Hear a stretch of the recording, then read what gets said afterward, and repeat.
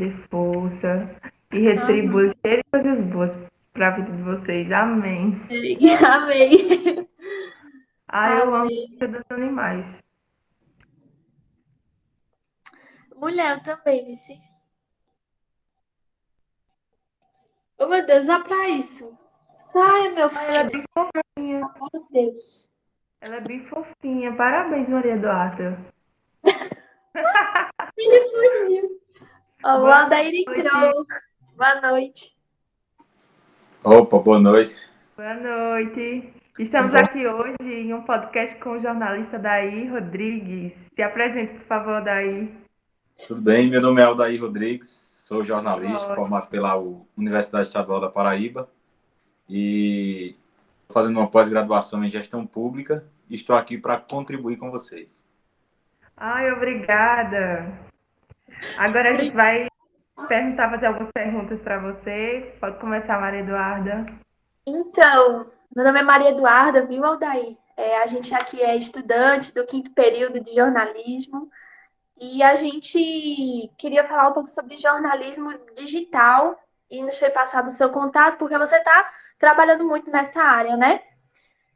Então, a gente queria saber quais estão sendo as maiores dificuldades para um jornalista em meio à pandemia. Porque o jornalismo é uma coisa muito de rua, de sair. Com essa pandemia, no seu ponto de vista, o que tem sido mais difícil? Bem, na verdade, todo mundo foi pego de surpresa, né? Quando chegou essa pandemia. A gente estava acostumado com a rotina de você ser livre, poder ir para onde quisesse, cobrir pautas dos mais diversos temas. E quando a pandemia chegou, todo mundo acabou ficando um pouco. Os assuntos, os temas ficaram restritos, até porque você não podia estar se arriscando, porque ninguém conhecia o vírus, ninguém conhecia como era essa doença. E aí todo mundo se recuou um pouco e passou a trabalhar mais no home office, na questão do home office. As próprias redações de TV, de rádio, as assessorias de imprensa, muita gente passou a trabalhar de casa. Só que aí os dias foram se passando, os meses foram se passando, ao ponto, ao nível que ia se conhecendo um pouco mais o que era a doença, o que era o coronavírus, aí começou-se a buscar um pouco mais de perto a informação, a buscar acompanhar os fatos de perto para levar com mais certeza, né, com mais detalhes, digamos assim, porque o jornalismo, você trabalhar no home office, não tem como você produzir um conteúdo, digamos que 100%, porque para você ver um fato e relatar de fato como é que está acontecendo, você precisa estar lá, você precisa verificar, você precisa observar o que é que está acontecendo, ver as fontes, consultar essas fontes, e aí no home office acaba ficando um pouco mais difícil. Aí o maior desafio, eu acredito que foi esse, foi sair da rua para se adaptar um pouco mais a essa questão do home office e depois se readaptar ao tão chamado novo normal, né? Que você vai sair, mas vai sair cheio de cuidado, você não pode estar se expondo muito, tem que estar de máscara, tem que estar com álcool gel, não pode estar em aglomeração. E qualquer fato que gere uma notícia, ele por si só já provoca uma certa aglomeração, seja uma manifestação, seja um pronunciamento político, seja uma partida de futebol, qualquer fato jornalístico ele já traz uma certa possibilidade de aglomeração. Então foi um desafio muito grande, eu acredito que esse recuo, depois essa adaptação a esse novo normal. E puxando já Entendi. essa deixa, a gente já sabe, né, que as redes sociais se acentuou bastante com a pandemia. E para você, o que mudou no jornalismo com essa ascensão das redes sociais? O que foi assim, mudou totalmente, né? A forma, a gente necessitou muito das redes sociais para se comunicar. O que mudou no jornalismo com a pandemia, com as redes sociais? Essa junção, o que trouxe de ponto negativo, de ponto positivo para o nosso jornalismo. Eu acredito que as redes sociais já se tornaram fundamentais nesse período, porque as pessoas foi um meio que as pessoas tiveram de se conectar. E no jornalismo não foi diferente, porque a partir das redes sociais você conseguiria levar a informação de uma forma mais instantânea, de uma forma mais precisa para um público até maior. Eu vou dar como exemplo aqui alguns trabalhos de assessores de imprensa que eu conheço e assessorias de imprensa. principalmente na área da saúde, por exemplo. Uma assessoria de imprensa na área da saúde, eu vou citar como exemplo a assessoria de imprensa da Prefeitura de Campina Grande, da Secretaria de Saúde, ou da Secretaria de Saúde do Estado da Paraíba, que o Instagram dessas instituições acabaram se tornando um veículo oficial de informação. A partir do Instagram da Secretaria de Saúde, toda a população de Campina Grande fica sabendo em primeira mão as informações sobre os novos casos de coronavírus, sobre o cronograma de vacinação, sobre possíveis óbitos, quais são os hospitais que estão atendendo, quem é o hospital referência, quem deixou de atender determinados casos. Então, as redes sociais, mais precisamente o Instagram e o Facebook, se tornaram veículos oficiais de informação desses órgãos e obtiveram aí, durante essa pandemia, um crescimento, digamos assim, até assustador. Porque, vou dar mais uma vez o exemplo da Secretaria de Saúde de Campina Grande, que no início da pandemia, o Instagram tinha 3 mil seguidores, que era para divulgar os serviços que eram prestados pela Secretaria, e com a chegada da pandemia, até hoje, de 3 mil, o Instagram hoje está com 56 mil seguidores. Então, foi um crescimento orgânico, totalmente orgânico, que não teve impulsionamento, nem nada nesse sentido, mas por questões de quê? De conteúdos que geram compartilhamento. Eu pego uma informação e daí compartilho com outra pessoa que compartilha e aí vai gerando essa corrente e transformando os perfis, esses chamados perfis, em veículos oficiais de informação. Exatamente. E eu vi o Instagram hoje, eu estava olhando, e eu realmente vi que tem 56 mil, ou seja, o Instagram da Secretaria de Saúde está com mais seguidores do que até mesmo o Instagram da própria Prefeitura, que eu notei. O da Prefeitura tem 30 mil e poucos, né? E o da Secretaria está com 56 mil. Justamente porque as pessoas agora estão buscando mais saber, né? Estão acreditando mais na gente, no trabalho do jornalismo, depois dessa pandemia. Porque já que elas não podem mais sair, digamos, para buscar informação e tal, então elas estão buscando mais na internet, nas redes sociais, estão buscando mais informação e acreditando, né? E eu ia até fazer essa pergunta para você, que você trabalha na Secretaria de Saúde, qual é a sua função lá? O que você faz?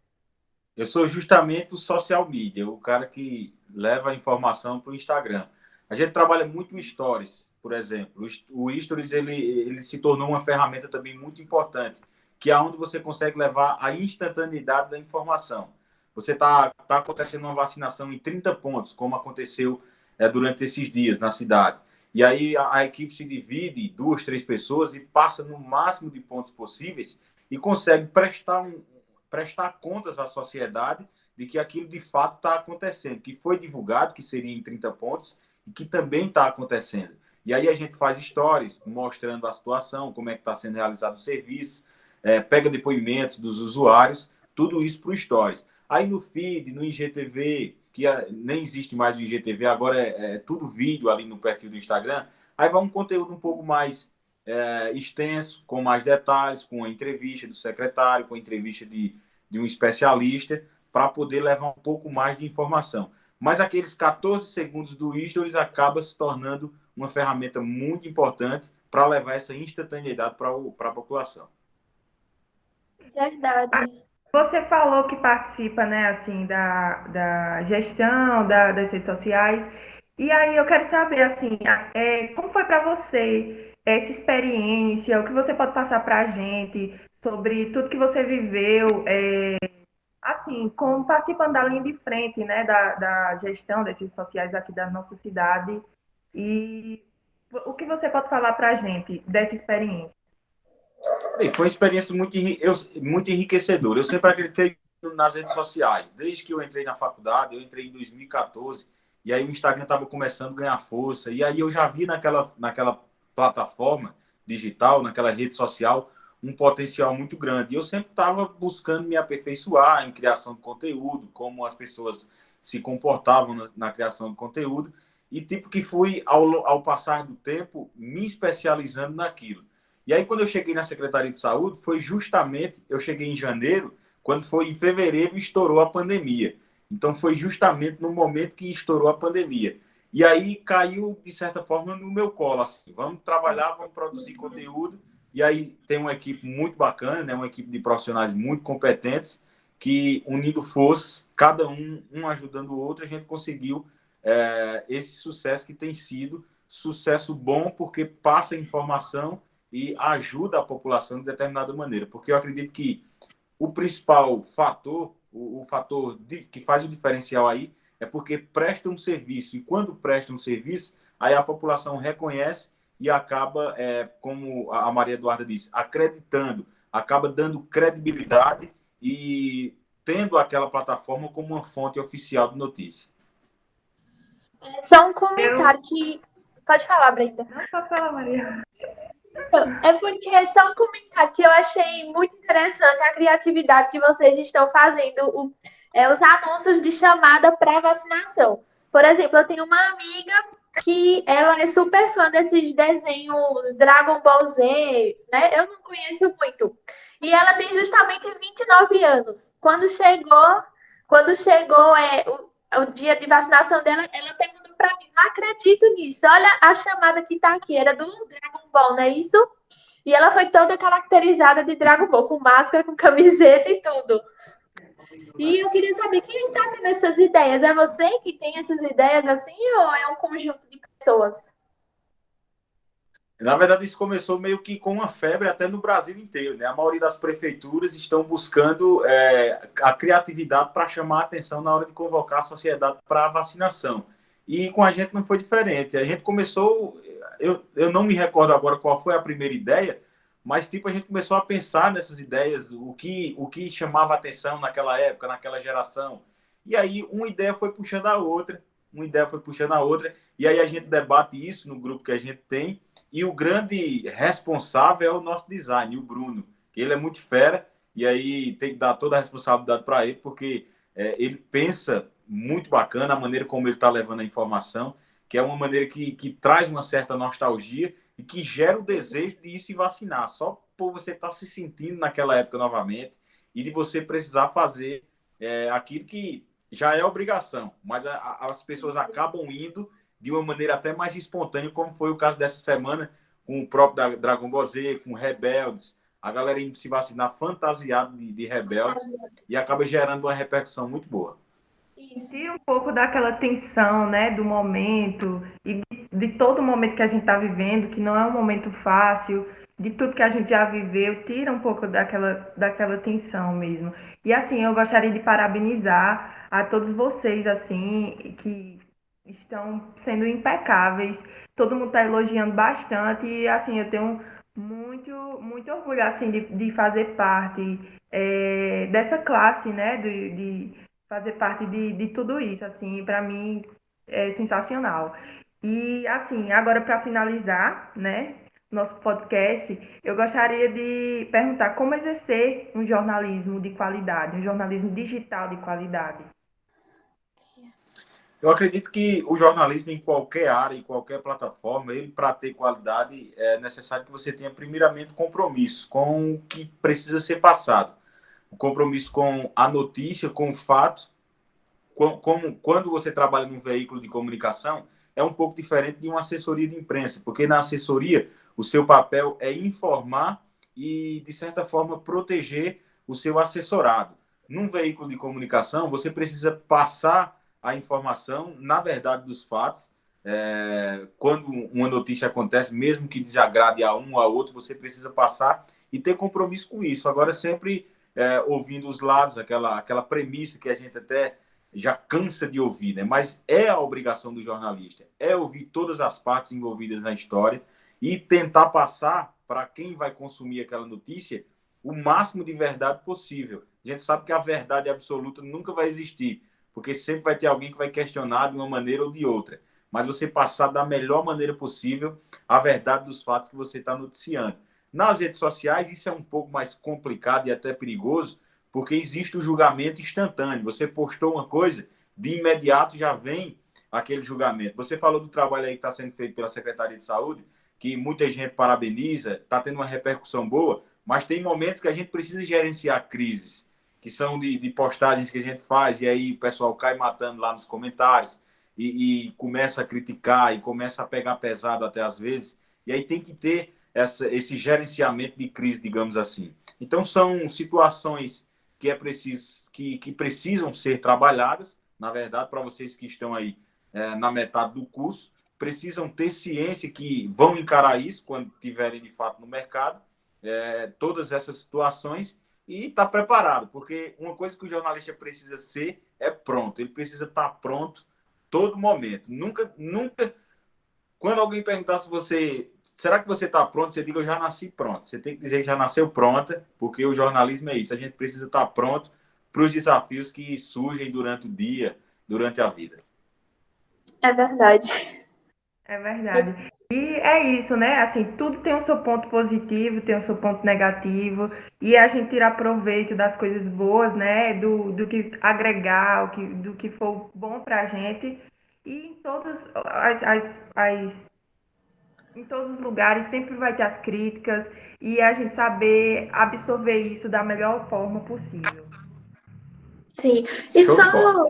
só mais pontuar mais uma coisa aqui. Em relação ao Daíra, as pessoas que não têm muito acesso à rede social, a Secretaria de Saúde tem feito alguma ação comunitária para levar essas informações para essas pessoas? Em relação à Secretaria de Saúde, o trabalho ele tem sido diversificado o máximo possível. Instagram, Facebook, estamos migrando agora também para o podcast, estamos criando um podcast que vai atingir também outro público que está ali consumindo esse tipo de material, seja nas plataformas de áudio, que é o Spotify, o Google Podcast, a Apple Podcast, enfim, todas as plataformas que agregam, porque em todos os lugares existem pessoas consumindo. Então não adianta você se concentrar só numa plataforma, só no Instagram ou só no Facebook, porque tem gente consumindo em todos os lugares.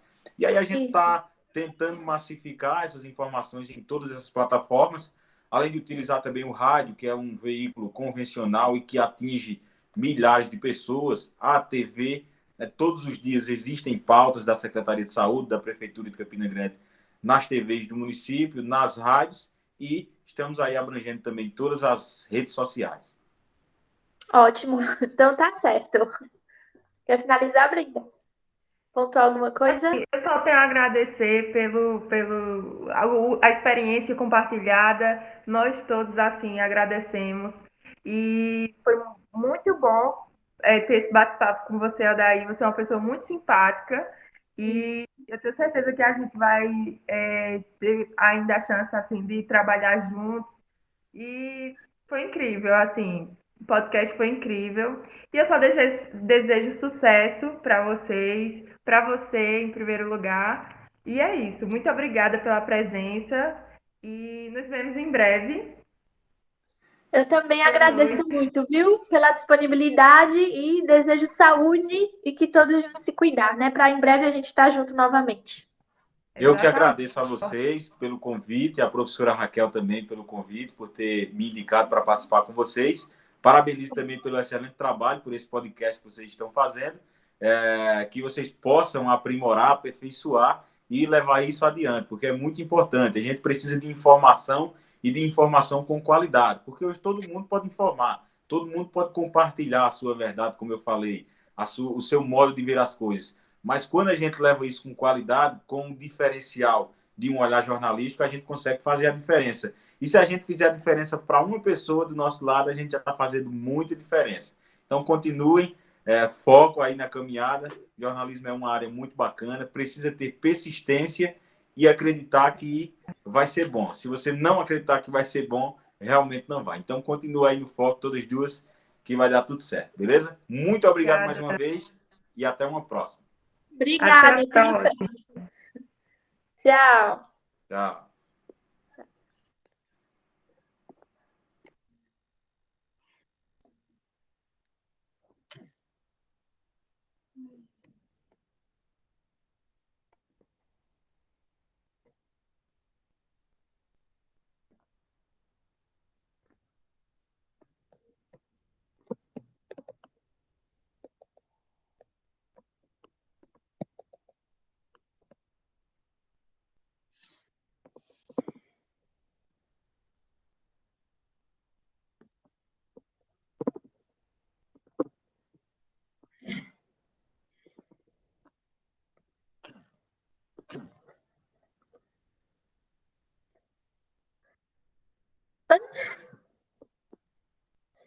Nada a ver.